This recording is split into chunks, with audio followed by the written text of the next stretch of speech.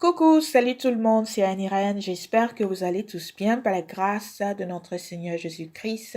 Et bien aimé, toujours dans l'objectif de pouvoir préserver la vie éternelle que nous avons reçue au travers du sang de Jésus-Christ et aussi pour pouvoir accroître notre niveau spirituel. Nous allons toujours apporter d'autres éléments en relation avec notre sujet d'étude qui est comme thème la différence entre les paroles prophétiques et les paroles de déclaration. Et bien aimé, je suppose que vous l'aviez déjà constaté, nous avions marqué une pause. Et durant cette pause, j'avais aussi pris l'opportunité de pouvoir partager des versets bibliques qui m'avaient été inspirés par le Saint-Esprit. Et durant ce temps aussi, c'était pour pouvoir nous permettre d'avoir un temps mort pour méditer sur la Sainte Écriture, pour pouvoir aussi avoir un précieux temps dans la présence de Dieu guidé par le Saint-Esprit pour pouvoir aussi comprendre la pensée de Dieu et son mouvement.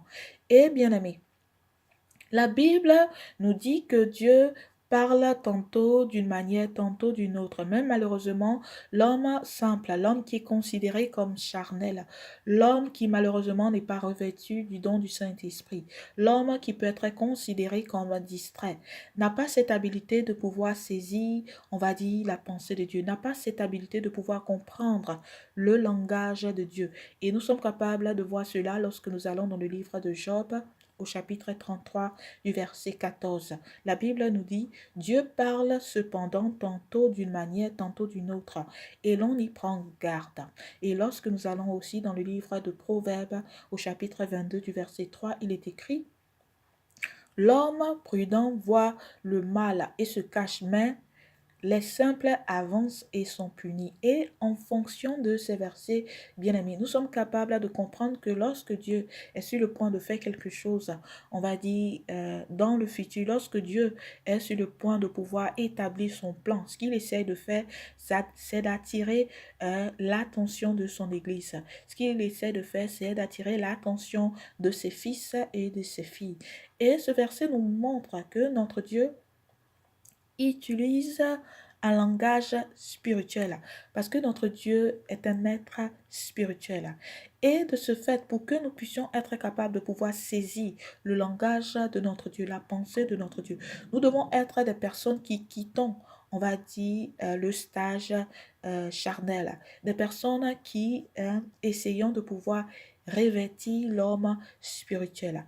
Et cela pour que nous ne puissions pas être distraits.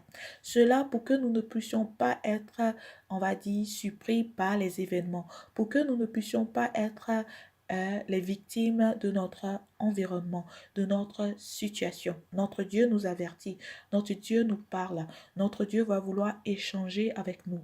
Et si nous sommes des personnes qui ne prêtons pas attention, si nous sommes des personnes qui ne sont pas spirituelles, malheureusement, nous ne serons pas capables de pouvoir comprendre la pensée de notre Dieu. Et bien aimé, il est très important de pouvoir comprendre ces genres de choses.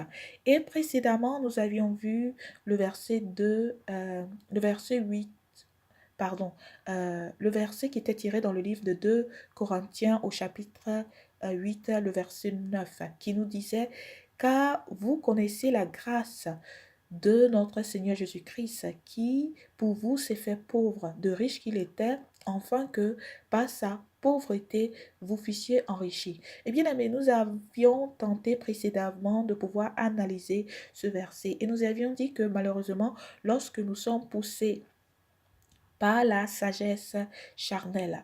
Lorsque nous sommes des personnes qui essayons de comprendre les saintes écritures en fonction des désirs de notre cœur, nous pouvons interpréter les saintes écritures non en relation avec le guide du Saint-Esprit, c'est-à-dire nous écoutons la parole de notre Dieu, nous lisons la parole de notre Dieu et nous essayons d'apporter une explication en fonction du domaine charnel. Et bien aimé, nous avions dit que notre Dieu est esprit et sa parole aussi est esprit. Et pour que nous puissions être capables de pouvoir comprendre sa parole, nous devons aussi laisser le domaine charnel et on va dire des personnes qui sont capables aussi d'entrer dans le domaine spirituel pour pouvoir comprendre la pensée de notre Dieu. Et la richesse Dans le verset 9, tiré du livre de 2 Corinthiens au chapitre 8, faisait allusion, était la richesse spirituelle.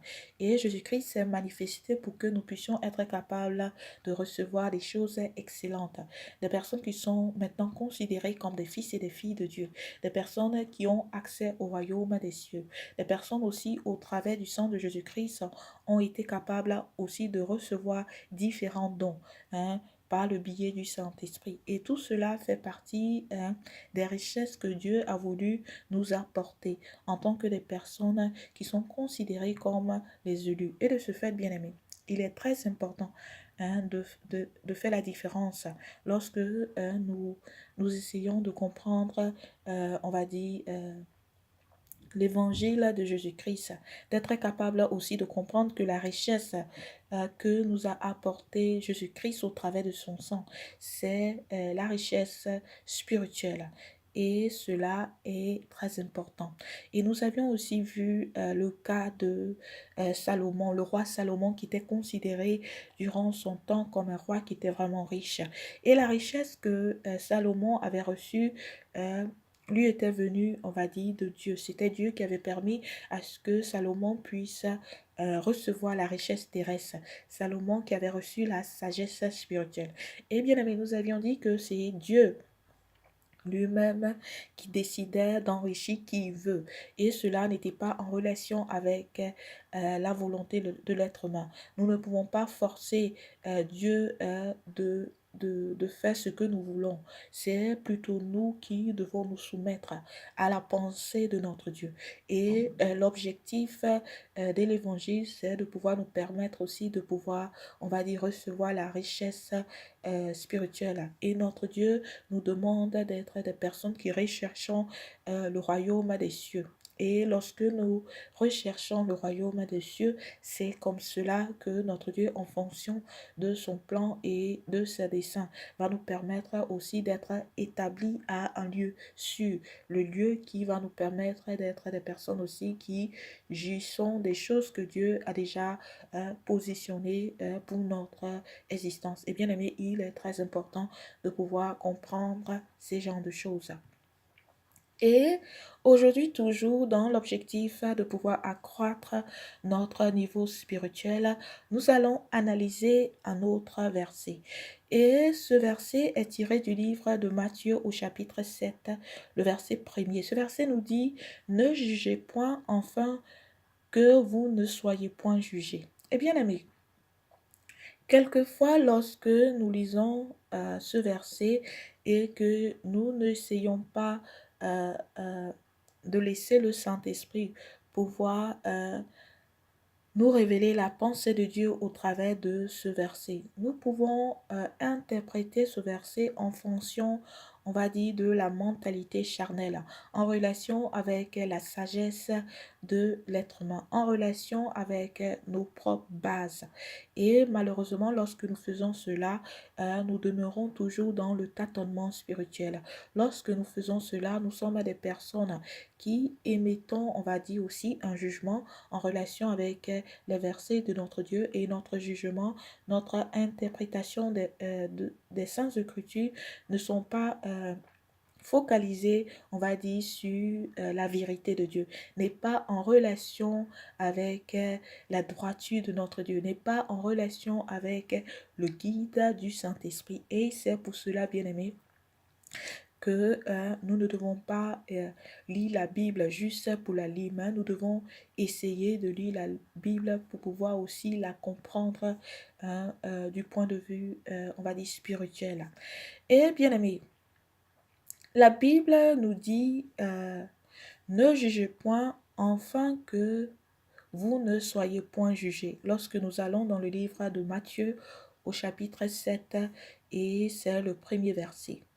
Et avant d'apporter, on va dire, une analyse profonde en relation avec ce verset, j'avais voulu attirer votre attention en relation avec, on va dire, le livre de Genèse, en relation avec le commencement. Comment est-ce que Dieu avait créé le monde et comment est-ce que Dieu aussi avait créé l'être humain. Et bien aimé, il est très important de comprendre que à l'origine, l'être humain avait reçu de la part de son Créateur le don du jugement. Le don du jugement avait été donné à l'être humain pour lui permettre de pouvoir évaluer son environnement, pour lui permettre aussi de pouvoir se fier à son entendement, de ses facultés intellectuelles. Il était sur le point de pouvoir émettre une décision. Et le don du jugement a été donné à l'être humain à l'origine pour lui permettre de pouvoir, on va dire, prendre une décision fiable, pour lui permettre aussi de pouvoir réfléchir et de pouvoir apporter un raisonnement fiable lorsqu'il est confronté à une situation. Et bien aimé, la Bible nous démontre que Dieu a créé l'être humain à sa ressemblance. Et notre Dieu a l'habilité de pouvoir juger. Notre Dieu a cette habilité de pouvoir réfléchir. Notre Dieu a cette habilité de pouvoir émettre un jugement, de pouvoir prendre une décision, de pouvoir évaluer une situation. Et lorsque Dieu a créé l'être humain à l'origine, il lui a donné cette même habilité de pouvoir être capable de dominer son environnement, de pouvoir être capable aussi sur la terre, de prendre des décisions fiables, de pouvoir aussi être capable d'utiliser son don de jugement pour raisonner, pour évaluer une situation et de pouvoir prendre une décision fiable, une décision, on va dire, très importante. Une décision qui va lui permettre de pouvoir, on va dire, résider dans la droiture, de pouvoir résider dans la justice, de pouvoir être guidé par son sens de compassion et de vérité. Et bien aimé, il est très important de pouvoir comprendre ces genres de choses. La Bible nous montre que notre Dieu avait créé, on va dire, le monde en 6 jours. Et le septième jour, il s'était reposé de son chef-d'œuvre. Dieu avait regardé sa création et il avait jugé que tout a été fait parfaitement. Tout était bon.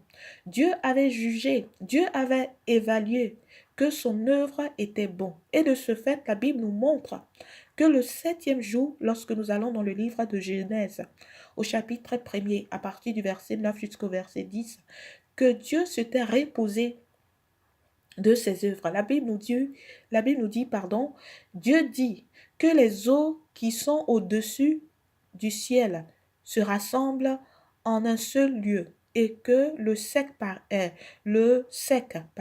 paraisse. Et cela fut ainsi. Dieu appela le sec terre et il appela la masse les eaux des mers. Dieu vit que cela était bon. Et lorsque toujours nous allons dans le livre de Genèse au chapitre 1er du verset 26, il est écrit, puis Dieu dit, faisons l'homme à notre image, selon notre ressemblance, et qu'il domine sur les poissons de la mer, sur les oiseaux du ciel, sur le bétail, sur toute la terre et sur tous les reptiles qui rampent sur la terre. Et aussi lorsque nous allons toujours dans le livre de Genèse au chapitre 2, la Bible nous fait savoir le premier verset, c'est la même chose plutôt, du verset 1er jusqu'au verset 3. La Bible nous dit que ainsi fut achevé les cieux et la terre et toute leur armée. Dieu acheva au septième jour son œuvre qu'il avait faite, et il se reposa au septième jour. et de toute son œuvre, pardon, qu'il avait faite. Dieu bénit le septième jour et il le sanctifia parce qu'en ce jour, il se reposa de toute son œuvre qu'il avait créée la faisant. Et bien aimé, nous voyons ici au travers de ces versets que dès l'origine, lorsque l'être humain a été créé, Dieu lui a donné des facultés pour pouvoir réfléchir. Dieu a permis à l'être humain d'être bâti en relation, on va dire, avec la pensée de son Créateur. Parce que Dieu a dit, faisons l'homme à notre image et à notre ressemblance. Notre Dieu a cette habilité de réfléchir. Notre Dieu a cette habilité de pouvoir apporter un jugement en fonction d'une situation. Notre Dieu a cette habilité de pouvoir évaluer. Notre Dieu a cette habilité aussi de pouvoir juger une situation en fonction avec, on va dire, sa pensée, en relation avec sa justice, en relation avec sa droiture. Et de ce fait, le jugement que notre Dieu émet est un jugement juste. Le jugement que notre Dieu émet est un jugement en fonction de la vérité, en fonction avec la lumière. Et lorsque Dieu, à l'origine, a créé l'être humain, il lui a permis de recevoir cette même habilité. Il lui a permis d'avoir l'intelligence. Il lui a permis d'avoir le sens d'évaluation. Il lui a permis d'avoir le don du jugement. Il lui a permis de pouvoir réfléchir pour que l'être humain puisse être capable de pouvoir dominer la terre, pour que l'être humain puisse être capable aussi de pouvoir cultiver son champ, pour que l'être humain aussi puisse être capable de pouvoir raisonner, d'établir un jugement, d'établir un raisonnement qui est fiable. Et de ce fait, nous sommes emmenés à vouloir essayer de comprendre comment est-ce que le verset premier dans le livre de Matthieu au chapitre 7 nous dit, ne jugez point afin que vous ne soyez point jugés.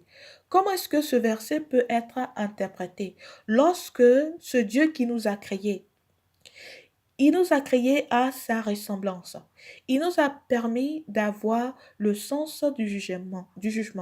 Il nous a permis de pouvoir évaluer une situation. Il nous a permis d'être des personnes avant de pouvoir prendre une décision, de pouvoir apporter notre sens de raisonnement, de pouvoir être des personnes aussi qui utilisons nos facultés, notre intelligence.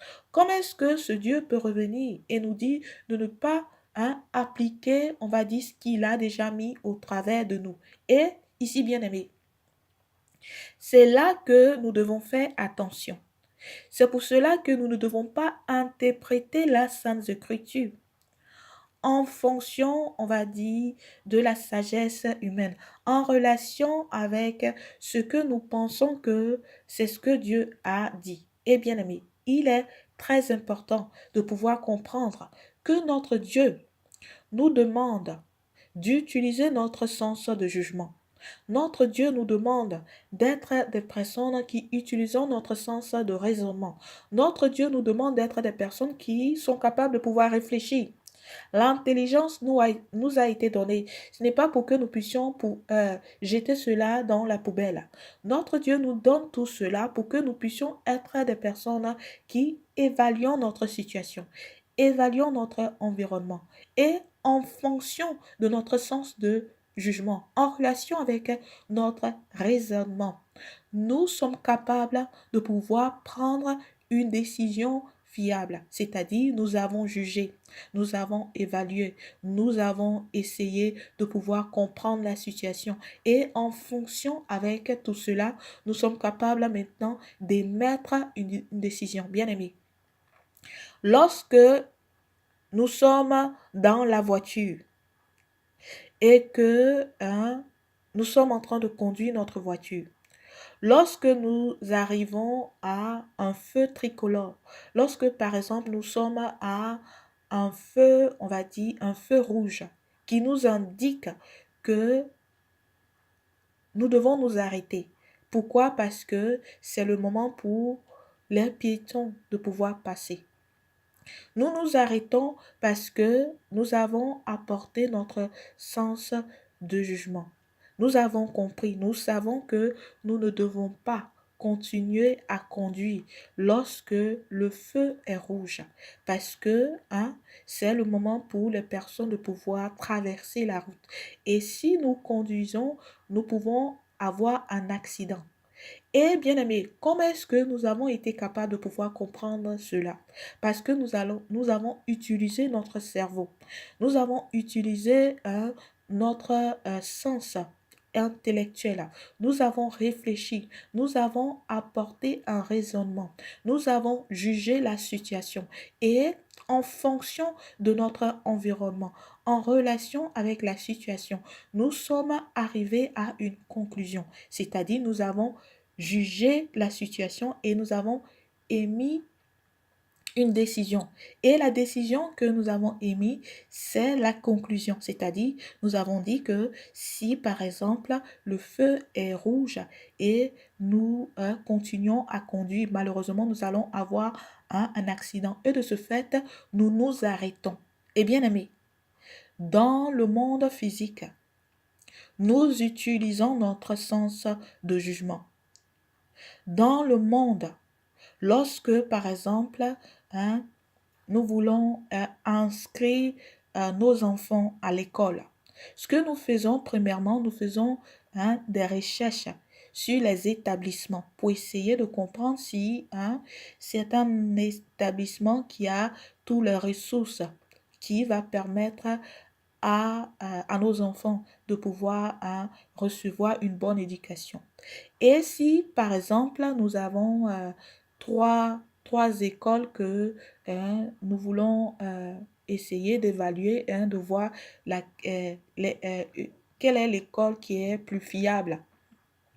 Nous faisons nos recherches, nous jugeons en relation avec les données, en relation avec les informations que nous avons reçues. Et tout cela fait partie de notre sens du jugement. Tout cela fait partie, on va dire, du don que Dieu nous a donné, c'est-à-dire le don de pouvoir évaluer, le don d'avoir le sens du jugement. Et tout cela est fait en fonction de nos facultés en relation avec, on va dire, l'intelligence que Dieu nous a donnée pour que nous puissions aboutir à une conclusion. Et la conclusion, c'est pour que nous puissions être capables de pouvoir émettre une décision. Et nous émettons une décision qui, selon, on va dire, les éléments que nous avons reçus, les informations qui semblent être fiables. Et de ce fait, nous ne pouvons pas dire que nous n'appliquons pas notre sens de jugement. C'est faux. Tout ce que nous faisons dans la vie est basé sur notre sens de jugement.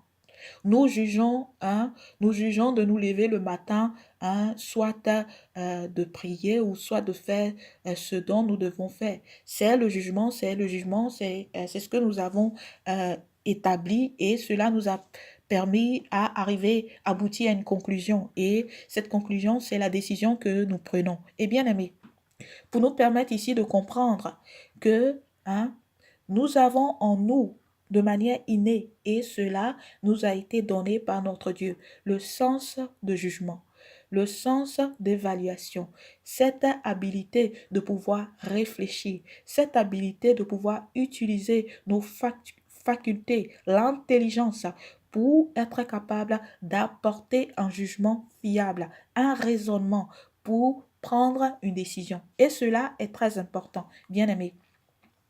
Il est très important de pouvoir comprendre ces genres de choses. Lorsque nous allons dans le livre de Jérémie, au chapitre 21, du verset 8, il est écrit, « Tu diras à ce peuple, ainsi parle l'Éternel, voici, je mets devant vous le chemin de la vie et le chemin de la mort. » Et lorsque nous allons dans le livre de Deutéronome, au chapitre 30, du verset 19, il est écrit, j'en prends aujourd'hui à témoin contre vous le ciel et la terre. J'ai mis devant toi la vie et la mort, la bénédiction et la malédiction. Choisis la vie afin que tu vives, toi et ta prospérité. Et bien aimé, Ces versets ici nous permettent de comprendre que notre Dieu a mis devant nous deux chemins. Il a mis devant nous deux choix. Parce qu'il sait que nous avons cette habilité. Il nous a donné l'habilité de pouvoir évaluer. Il nous a donné l'habilité de pouvoir réfléchir. Il nous a donné l'habilité de pouvoir utiliser notre sens du jugement. Tu ne peux pas choisir soit la vie et la mort si tu n'as pas appliqué ton sens de jugement. Quelquefois, nous pouvons avoir un, euh, un mauvais sens de jugement, c'est-à-dire le jugement que nous appliquons, nous émettons, n'est pas en fonction de la pensée de Dieu, n'est pas en relation avec la vérité, n'est pas en relation avec la justice de Dieu. Mais pour dire que nous ne jugeons pas, cela, ce n'est pas résider dans la vérité. Parce que lorsque même nous prenons la décision de ne pas juger, nous avons déjà jugé. Parce que nous avons pris une décision de ne pas juger et c'est le jugement que nous avons établi. Et Dieu qui nous a donné le don du jugement, le Dieu qui nous a donné le sens d'évaluation, le Dieu qui nous a donné cette intelligence, le Dieu qui nous a permis d'avoir les facultés très importantes pour que nous puissions être capables de dominer sur la terre. Il dit qu'il a mis devant nous la vie et la mort. Il a mis devant nous la malédiction et la bénédiction. Et il nous dit de choisir la vie. C'est-à-dire, il a mis devant nous deux options. Mais il essaye d'attirer notre attention sur le choix que nous devons émettre. C'est-à-dire que lorsque nous émettons, lorsque nous évaluons une situation, lorsque nous appliquons notre sens de jugement, nous devons être influencés par la pensée de Dieu pour pouvoir marcher en fonction de la justice et de la droiture de Dieu. Et bien aimé, il est très important de pouvoir comprendre ces genres de choses. Lorsque Adam et Ève avaient été à l'origine créés et que Dieu les avait placés dans le jardin d'Éden, il avait donné à Adam et Ève une instruction de ne pas manger la pomme de l'arbre défendu. Parce que Dieu savait qu'il avait mis au-dedans de ces deux personnes le sens de jugement. Il avait mis au-dedans de ces deux personnes cette habilité de pouvoir évaluer. Et pour leur permettre, dans leur évaluation, dans leur jugement, de pouvoir résider dans la présence de Dieu, il leur a donné une instruction. Il leur a permis de comprendre que dans le jugement que vous établissez, faites de telle sorte que votre jugement est en fonction de la pensée de Dieu, est en relation avec la justice de Dieu, se focalise sur le sens, se focalise sur la compassion de Dieu, se focalise sur, on va dire, les fruits du Saint-Esprit. Et bien aimé, il est très important de pouvoir comprendre cela. Lorsque la femme avait désobéi à son Dieu, en écoutant, on va dire, la parole du serpent. Cette femme avait mangé le fruit de l'arbre défendu parce que, premièrement, elle avait été capable d'émettre un jugement. La Bible nous dit qu'elle avait saisi la pomme et elle avait été capable de comprendre que cette pomme était agréable à la vue. Cette pomme était tentante et en fonction de son sens de jugement, elle était hein, elle avait été emmenée à pouvoir prendre une décision. Et malheureusement, elle avait omise de prendre en considération la consigne que Dieu lui avait donnée. Elle avait malheureusement émise un jugement qui malheureusement avait avait introduit le péché. Et bien aimé, il est très important de pouvoir comprendre cela. Lorsque nous allons dans le livre de Genèse au chapitre 3, à partir du verset 4 jusqu'au verset 6, il est écrit, alors le serpent dit à la femme, vous ne mourrez point, mais Dieu sait que le jour où vous en mangerez, vos yeux s'ouvriront et que vous serez comme des dieux, connaissant le bien et le mal.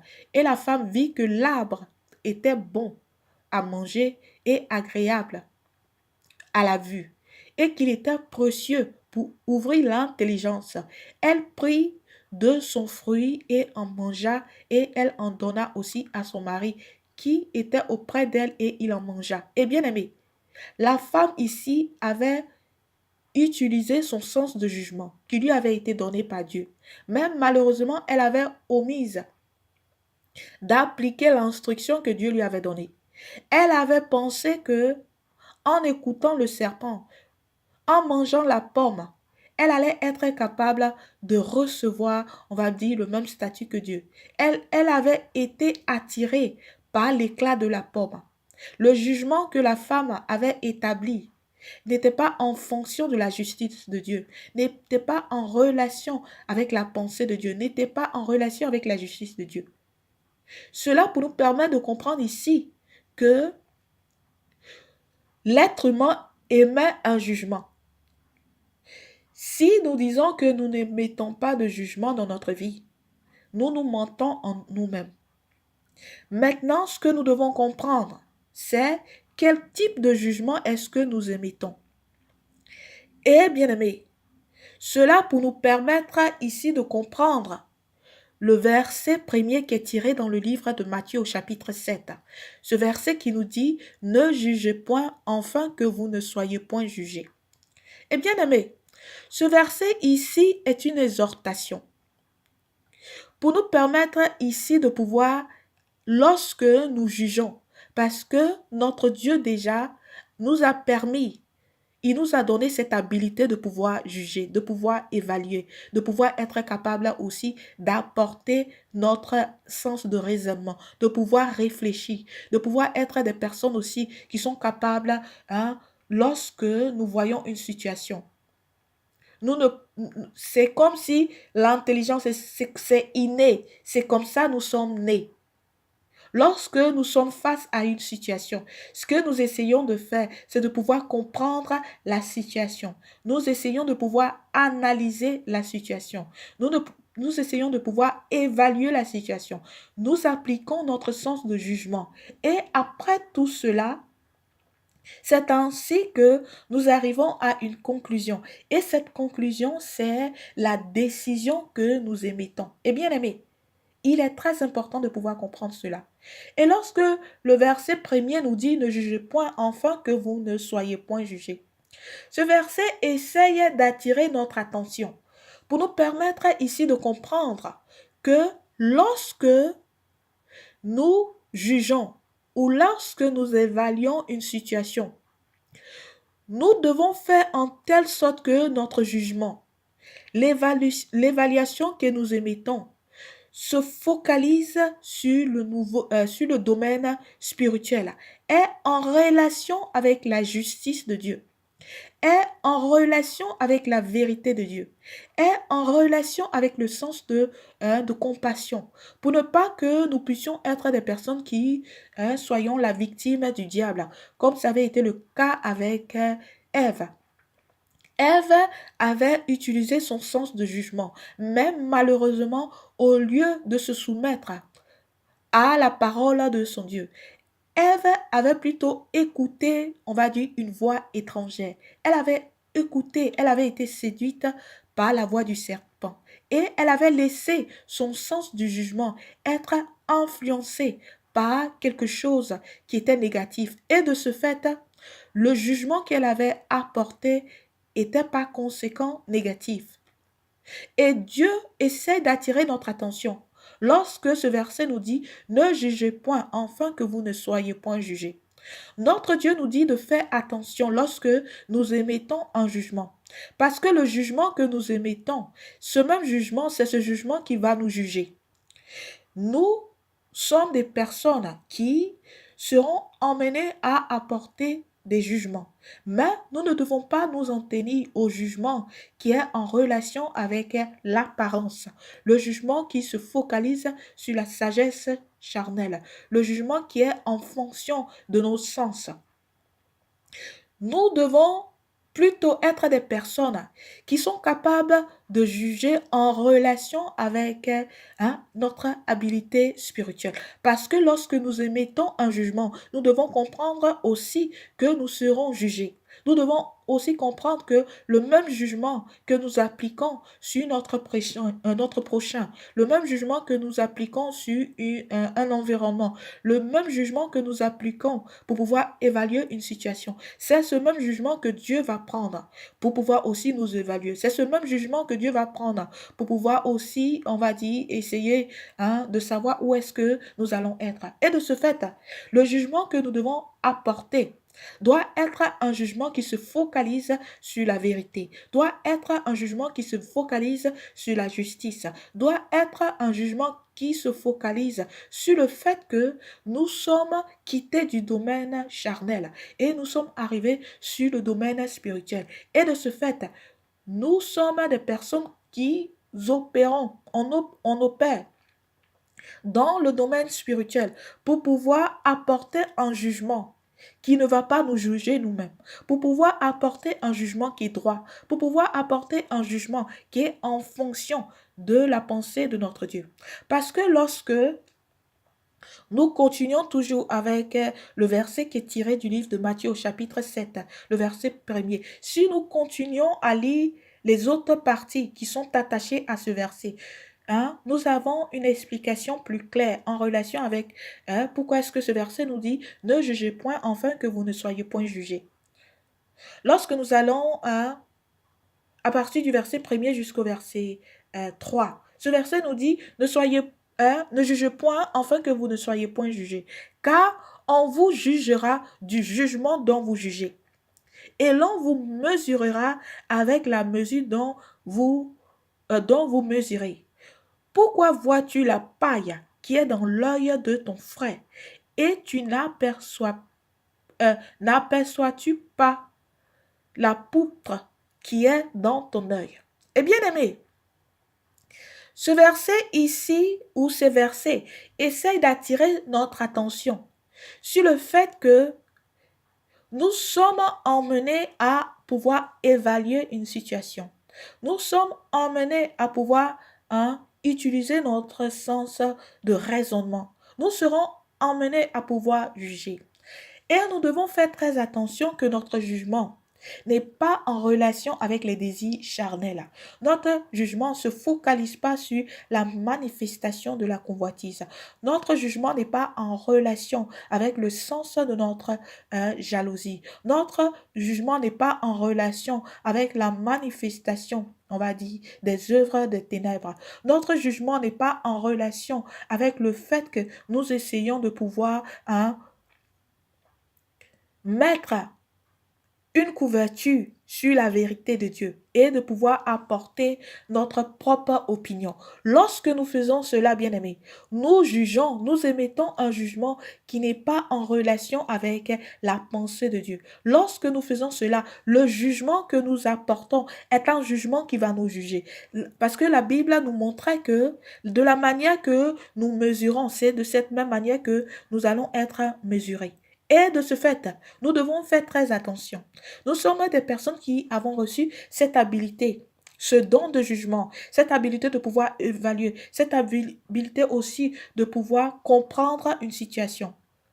Mais lorsque nous émettons une décision, lorsque nous appliquons notre sens de jugement, nous devons comprendre que de la même manière que nous jugeons une situation, de la même manière que nous jugeons nos frères et nos sœurs, de la même manière que nous sommes capables de pouvoir percevoir une situation et nous arrivons à une conclusion qui est la décision que nous avons prise. C'est de la même manière aussi que notre Dieu va nous juger. C'est de la même manière aussi que notre Dieu va pouvoir nous qualifier, pouvoir nous cerner, pour nous dire où est-ce que nous allons être. Et de ce fait, dans notre jugement, nous devons faire un jugement fiable. Nous devons nous en tenir à la parole de notre Dieu. Nous devons être des personnes qui apportons notre sens d'équité, notre sens de justice, notre sens, la vérité de notre Dieu. Parce que lorsque nous ne faisons pas cela, nous ne sommes plus dans la présence de Dieu. Nous utilisons le sens de jugement pour pouvoir manifester les œuvres des ténèbres. Nous utilisons le sens de jugement pour pouvoir apporter, on va dire, une décision qui n'est pas selon la pensée de Dieu. Et bien aimé, il est très important de pouvoir comprendre ces genres de choses. Lorsque nous avons l'opportunité de pouvoir aussi lire la parole de Dieu en relation avec l'histoire de la femme adultère qui était sur le point d'être lapidée, lorsque nous allons dans le livre de Jean au chapitre 8, à partir du verset 3 jusqu'au verset 12. La Bible nous parle de l'histoire d'une femme qui avait été surprise. Et cette femme avait commis un acte adultère. Et selon la loi qui avait été laissée à Moïse, selon les traditions des Juifs, cette femme devait être lapidée à mort. Et la Bible nous montre que durant cette époque aussi, Jésus-Christ enseignait la parole de Dieu. Et les pharisiens qui étaient contre les enseignements de Jésus-Christ, ces personnes cherchaient un moyen pour pouvoir dénigrer Jésus-Christ, pour pouvoir juger Jésus-Christ en fonction de leur propre désir, pour pouvoir manifester l'œuvre des ténèbres. Et de ce fait, lorsque cette femme avait été surprise et cette femme devait être lapidée, la Bible nous dit que les pharisiens étaient venus vers Jésus-Christ et avaient dit à Jésus-Christ, voilà ce que notre loi nous dit, que si une femme, si une personne commet un tel acte, elle doit être lapidée. Et toi, qu'est-ce que tu dis? Ces personnes n'avaient pas besoin, on va dire, de l'opinion de Jésus-Christ. Ces personnes étaient rebelles. Ces personnes n'avaient jamais recherché à vouloir comprendre la pensée, les enseignements de Jésus-Christ. Mais ces personnes avaient attiré l'attention de Jésus-Christ parce que elles voulaient, au travers de la déclaration de Jésus-Christ, pouvoir le condamner, pouvoir dire à la foule que Jésus-Christ ne suivait pas, on va dire, la loi de Moïse. Jésus-Christ était une personne qui ne se soumettait pas, on va dire, à leur tradition. Et Jésus-Christ, lorsque cette femme avait été présentée, lorsque cette femme était devant lui, Jésus-Christ avait dit quelque chose de très important. Jésus-Christ avait dit à ces personnes qui tentaient de pouvoir condamner cette femme, parce que ces personnes avaient été capables d'établir leur sens de raisonnement. Ces personnes avaient été capables d'appliquer le sens de jugement. Ces personnes avaient voulu appliquer la loi de Moïse, mais en fonction des désirs de leur cœur, qui étaient en contradiction avec la pensée de Dieu. Ces personnes avaient voulu utiliser la pensée, la parole de Dieu pour pouvoir satisfaire, on va dire, leurs propres désirs, pour pouvoir accomplir leurs propres desseins. Et lorsque cette femme avait été présentée à Jésus-Christ, Jésus-Christ avait essayé de dire à ces personnes, ne jugez point pour ne pas que à votre tour vous puissiez être jugés, comme le verset nous disait dans le livre de Matthieu au chapitre 7, le verset 1er.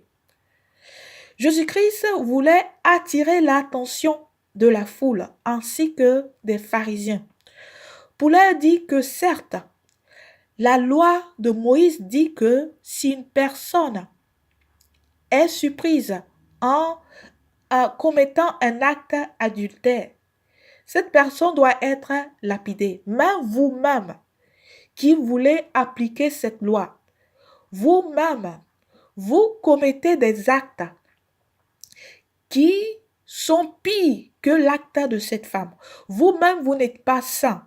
Vous-même, vous êtes des personnes qui appliquez un jugement qui est en contradiction avec la pensée de Dieu. Et Jésus-Christ avait dit, si une personne parmi la foule se sentait sainte, se sentait irréprochable, si une personne pensait que son jugement était en fonction de la pensée de Dieu, que cette personne puisse hein, lancer la première pierre. Et lorsque Jésus-Christ avait émise cette déclaration, les personnes dans leur cœur ont commencé à se sentir coupables. Les personnes dans leur cœur ont commencé à comprendre qu'elles essayaient d'appliquer la loi de Moïse en fonction de leur propre dessein. Elles appliquaient la loi de Moïse dans l'ignorance. Elles appliquaient la loi de Moïse pour pouvoir condamner les prochains. Elles appliquaient la loi de Moïse sur les autres personnes, mais n'appliquaient pas cette même loi sur elles-mêmes. Parce que, bien aimé, lorsqu'on parle d'un acte adultère, on a besoin de deux personnes. Comment est-ce que cette femme était sur le point d'être condamnée, tandis que l'homme avec lequel elle avait commis cet acte adultère, cette personne, la Bible ne fait pas allusion à cette personne. Cette personne n'avait pas été jugée, cette personne n'avait pas été condamnée. Cela sous-entend que la foule, les pharisiens, les personnes appliquaient la loi de Moïse en fonction avec leurs propres desseins, en relation avec un jugement qui ne se fiait pas sur la justice de Dieu, qui n'était pas en relation avec le sens de vérité, qui n'était pas en relation avec le sens de compassion, qui n'était pas en relation avec la pensée de Dieu. Et bien aimé, Jésus-Christ nous permet ici de comprendre à quoi est-ce que notre sens de jugement doit nous servir. La Bible nous montre que lorsque la foule, après cette parole que Jésus-Christ avait émise, lorsque la foule s'était sentie elle-même coupable, lorsque la foule avait aussi comprise qu'elle-même, elle n'était pas sainte, elle-même, elle ne s'appliquait pas à mettre en pratique la pensée de Dieu, ces personnes avaient quitté les lieux. Ces personnes avaient été capables de comprendre qu'elles-mêmes, elles résidaient, on va dire, dans le mensonge. Elles-mêmes, elles résidaient dans l'injustice. Et Jésus-Christ avait dit quelque chose de très important à cette femme. Il avait dit à cette femme, lorsque nous allons dans le livre de Jean au chapitre 8, à partir du verset 10 jusqu'au verset 11. La Bible nous dit, alors s'étant relevé et ne voyant plus que la femme, Jésus lui dit, femme, où sont ceux qui t'accusaient? Bien-aimé, je voulais que nous puissions nous focaliser sur ce mot qui dit t'accuser, accuser, l'accusation.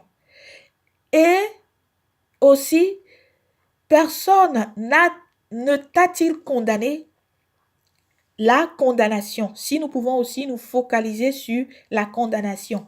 Et la Bible nous dit au verset 11, elle répondit, non Seigneur. Et Jésus-Christ lui dit, je ne te condamne non plus. Va et ne pêche plus. Et bien-aimé, ici Jésus-Christ, lorsqu'il a apporté son jugement, Jésus-Christ n'avait pas dit que cette femme n'avait pas péché. Jésus-Christ avait été capable d'appliquer son sens de raisonnement. Jésus-Christ est arrivé à une décision. Mais la décision que Jésus-Christ avait entrepris, cette décision se focalisait sur la pensée de Dieu, était en relation avec la justice de Dieu, était en relation avec l'équité de Dieu, était en relation avec la compassion de Dieu. C'est-à-dire lorsque Jésus-Christ avait parlé à cette femme, lorsque Jésus-Christ, les pharisiens lui avaient demandé de pouvoir émettre son jugement. Jésus-Christ s'était attelé à émettre un jugement qui était en fonction de la pensée de Dieu. Et Jésus-Christ avait regardé cette femme. Il ne l'avait pas condamnée. Jésus-Christ avait jugé cette femme. Jésus-Christ avait compris que oui, cette femme était adultère. Cette femme, c'est vrai, ne marchait pas en relation avec la loi de Moïse. Mais le jugement que Jésus-Christ avait entrepris n'était pas de pouvoir accuser cette femme ou de pouvoir condamner cette femme, mais plutôt c'était de pouvoir attirer l'attention de cette femme sur ses péchés pour que cette femme aussi puisse être capable de comprendre que son état devait être changé, pour que cette femme aussi puisse être capable de comprendre qu'elle ne devait pas résider dans le péché. Parce que au verset 11, la Bible nous dit, elle répondit, non Seigneur. Et Jésus lui dit, je ne te condamne pas non plus, va et ne pêche plus. C'est-à-dire, lorsque Jésus-Christ avait émis son jugement était en fonction de la sagesse de Dieu. Il avait dit, c'est vrai que tu as péché, mais tu n'es pas la seule à avoir péché.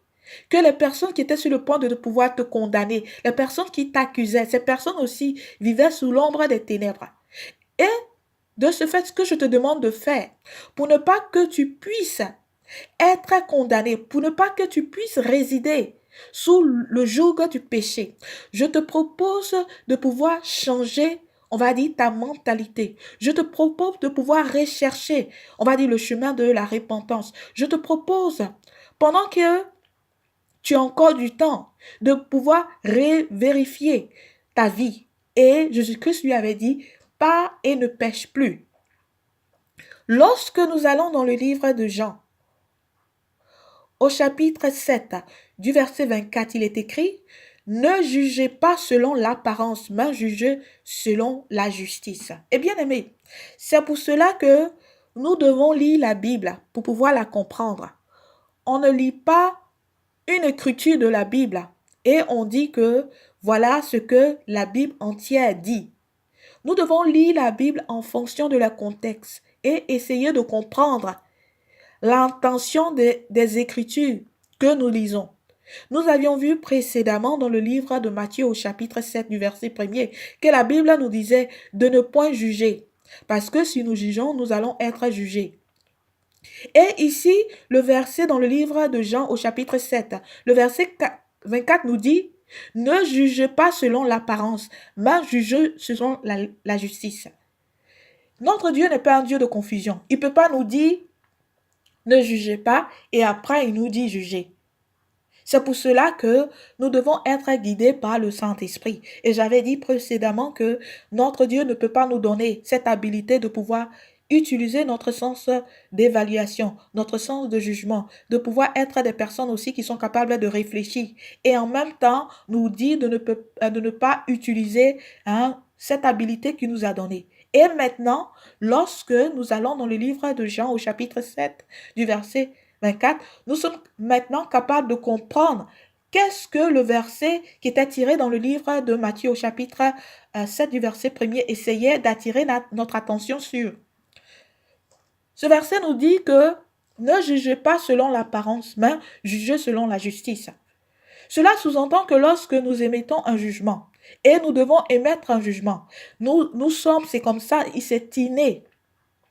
Nous allons émettre un jugement. Le fait que nous ne jugeons pas, nous avons déjà émis un jugement.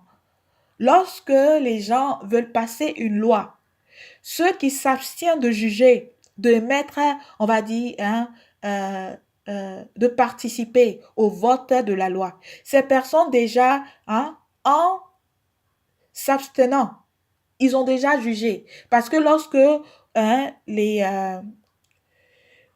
votes sont comptés, On prend en considération aussi le fait qu'il y a des personnes qui n'ont pas voulu participer au vote. On a, par exemple, pour une loi qui doit être établie, on peut avoir un nombre de personnes qui ont voté oui pour cette loi. On a le nombre d'autres personnes qui ont voté non pour ces lois. Et on aura aussi le nombre de personnes qui se sont abstenues, qui n'ont pas voté. C'est-à-dire, ces personnes ont décidé de ne pas émettre leur jugement. Ces personnes ont voulu ne pas utiliser le sens de jugement qu'elles avaient pour pouvoir émettre un jugement. Cela ne veut pas dire que ces personnes n'ont pas jugé. Ces personnes ont jugé. Et le jugement elles ont émis, c'est de ne pas participer au vote. De la même manière aussi, le verset 24 nous dit, ne jugez pas selon l'apparence, mais jugez selon la justice. Ce verset ne nous dit pas de ne pas juger. Nous devons appliquer notre sens de jugement parce que cela est inné. Mais ce verset essaie d'attirer notre attention sur comment est-ce que nous devons juger. Ce verset nous dit que nous ne devons pas juger en fonction de l'apparence, mais plutôt nous devons juger selon la justice. Nous devons juger en relation avec la pensée de notre Dieu. Nous devons juger en relation avec le sens de l'équité. Nous devons juger en relation avec le sens de la justice. Nous devons juger en fonction de la parole de notre Dieu et de sa vérité. C'est ce type de jugement que nous devons établir. Ce n'est pas parce que nous voyons quelque chose qui n'est pas en fonction de la pensée de Dieu et nous disons, oh, le verset dans le livre de Matthieu a dit que de ne pas juger, donc je m'abstiens de juger. Bien-aimé, le jugement, le fait que tu n'as pas jugé, tu as déjà jugé. Tu as pris ta décision. Et la Bible nous montre ici que nous devons juger selon la justice. Et de ce fait, lorsque tu t'abstiens de juger selon la justice, est-ce que tu as émis un jugement en fonction de la pensée de Dieu? Parce que lorsque tu t'abstiens, lorsque une situation n'est pas en fonction de la pensée de Dieu, lorsque ton Dieu te dit, il faut que tu marches dans la justice, il faut que tu marches dans la droiture, il faut que tu marches dans la vérité, il faut que tu sois une personne qui manifeste la lumière du royaume des cieux. Et lorsque tu t'abstiens à manifester ces fruits, est-ce que tu participes à ce que Dieu t'a dit de faire? Parce que le verset ici nous dit de ne pas juger selon l'apparence, mais de juger selon la justice de Dieu.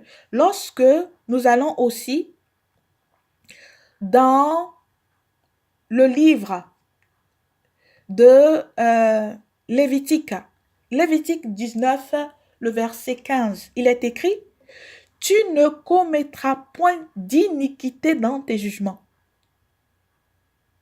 Tu n'auras point égard à la personne du pauvre, et tu ne favoriseras point la personne du grand, mais tu jugeras ton prochain selon la justice. » Et bien aimé, c'est pour cela, une fois de plus, j'insiste sur le fait que nous devons essayer de comprendre les saintes écritures en fonction de la pensée de Dieu. Nous devons essayer de méditer sur les saintes écritures, pas sur une écriture ou lire une écriture et fermer la Bible et dire que voilà ce que Dieu a dit, je m'en tiens à cela. Parce que lorsque nous faisons cela, nous ne marchons plus en fonction de la pensée de Dieu. Ce verset nous montre ici que tu ne commettras point d'iniquité dans tes jugements. Donc ce verset sous-entend que nous allons être emmenés à pouvoir utiliser notre sens de jugement. Et parce que nous allons devoir utiliser notre sens de jugement, ce verset attire notre attention que nous ne devons pas juger selon l'iniquité. Nous ne devons pas être des personnes, lorsque nous apportons un jugement, essayer de favoriser une autre personne au détriment d'une autre. Nous ne devons pas être des personnes, lorsque nous apportons un jugement, notre jugement se repose sur la manifestation des désirs charnels. Notre jugement est en relation avec le sens de la jalousie. Notre jugement est en relation avec l'injustice. Notre jugement est en relation avec la manifestation de la convoitise. Notre jugement est en relation avec notre sens d'ego. Notre jugement est en relation avec le fait que nous voulons toujours avoir raison. C'est moi qui ai raison, c'est moi qui ai raison. Bien-aimé, ce n'est pas en relation avec c'est moi qui ai raison ou ce n'est pas en relation avec cette personne a raison. C'est en relation avec la parole de Dieu, la vérité de Dieu, la justice de Dieu et l'équité de Dieu. Et ce verset nous permet ici, en tant que fils et filles de Dieu, d'être des personnes qui jugeons parce que nous devons émettre un jugement. Nous devons être des personnes qui sont capables de pouvoir évaluer une situation. Tu appliques ton sens de jugement lorsque tu prends ta voiture et que tu conduis ta voiture. Et il y a un moment, tu dois t'arrêter, il y a un moment, tu dois continuer. Tu sais que tu dois être capable de pouvoir cerner l'environnement. C'est-à-dire, tu appliques ton sens de jugement et ton sens de jugement t'emmène à pouvoir prendre une décision. Et cette décision est fiable. C'est de la même manière aussi avec la parole de Dieu. La Bible nous montre que nous devons prendre des jugements, nous devons émettre des jugements, mais nous devons faire attention. Parce que le jugement que nous émettons, c'est ce jugement qui va nous juger. Et de ce fait, nous devons juger en fonction de la pensée de Dieu. Nous devons juger en relation avec le fait que nous voulons manifester le sens de justice, le sens d'équité, de vérité que Jésus-Christ a prôné lorsqu'il était face à cette femme qui était sur le point d'être condamnée. Et bien aimé, il est très important de pouvoir comprendre ces genres de choses. J'ai d'autres informations à pouvoir partager, mais malheureusement, je pense que j'ai déjà dépassé 1 heure, donc je vais m'arrêter là. Lorsque Dieu va nous donner une autre opportunité prochainement, pardon, nous aurons aussi cette chance de pouvoir continuer sur ce domaine en relation avec le verset qui nous dit ne jugez pas pour ne pas être jugé à votre tour. Pour nous permettre ici, bien-aimés, de comprendre la pensée de notre Dieu, pour que nous puissions être des personnes aussi qui lisons la Bible en relation avec le contexte et en fonction du guide du Saint-Esprit. Pour ne pas que nous puissions être des personnes qui interprétons la pensée de Dieu, les Saintes Écritures en fonction avec nos désirs charnels. Et bien aimé, pour nous permettre aussi de pouvoir accroître, on va dire, notre niveau spirituel. Et nous remercions Dieu pour cette opportunité qu'il nous a donnée de pouvoir aussi comprendre sa pensée. Nous nous rabaissons. Nous ne savons rien, nous ne connaissons rien. Nous remercions aussi Jésus-Christ pour son sang qui a coulé à la croix, ce sang qui nous permet d'être des personnes qui marchons non en fonction avec les désirs charnels, mais plutôt en reconnaissance avec son œuvre qu'il a faite à la croix. Et nous appliquons le sang de Jésus-Christ dans nos vies, dans la vie de nos familles. Nous remercions Dieu aussi pour tout ce qu'il fait dans notre vie. Nous remercions aussi le Saint-Esprit. Et bien-aimé, reçois cette parole pour pouvoir aussi accroître ton niveau spirituel. Reçois cette parole comme une correction, comme un conseil, comme un moyen pour que tu puisses aussi aller dans la présence de Dieu, pour pouvoir comprendre la pensée de Dieu, pour que Dieu aussi puisse t'éduquer. Parce que, bien aimé, lorsque nous sommes des personnes qui, malheureusement, interprétons la pensée de Dieu, interprétons les Saintes Écritures en fonction de nos désirs, nous pouvons faire des erreurs. Et bien aimé, il est très important de pouvoir comprendre ces genres de choses. Et je te souhaite une excellente journée. Que Dieu te bénisse. Amen.